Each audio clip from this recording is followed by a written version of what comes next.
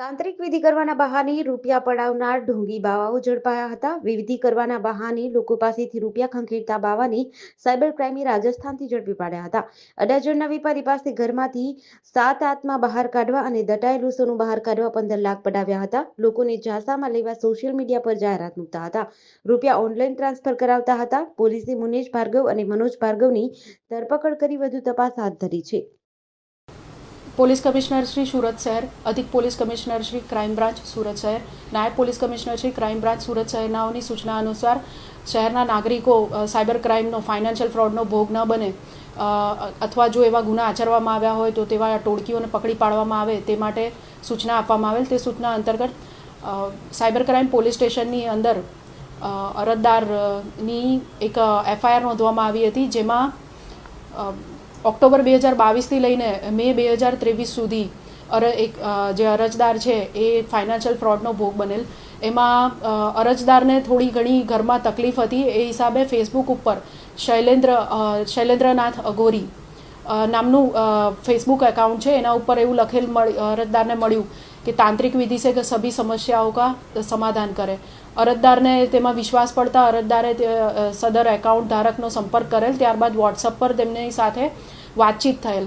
તો આ અઘોરી શૈલેન્દ્રનાથ જે છે, જેમનું મૂળ નામ છે મુનીશ ભાર્ગવ, તેઓએ અઘોરી શૈલેન્દ્રનાથના નામે એકાઉન્ટ ખોલીને દેશભરમાંથી ભોળા લોકોને ભોળવીને અને તેમની પાસેથી નાણાં પડાવવાનું કામગીરી કરતો હતો.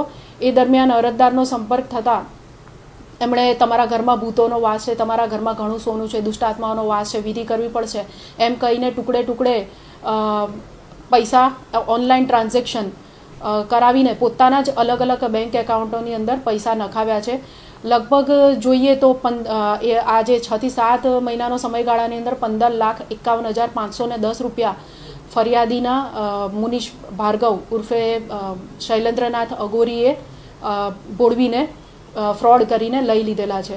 આ દરમિયાન એક વખત મુનીશ ભાર્ગવ પોતાના સાગરીત મનોજ ભાર્ગવની સાથે સુરત ખાતે આવેલ અને ફરિયાદીને ભોળવીને એમના ઘરમાં વિધિ કરવા માટે જણાવેલ, જે માટે ફરિયાદીએ ઘરમાં ખાડો ખોદાવેલ.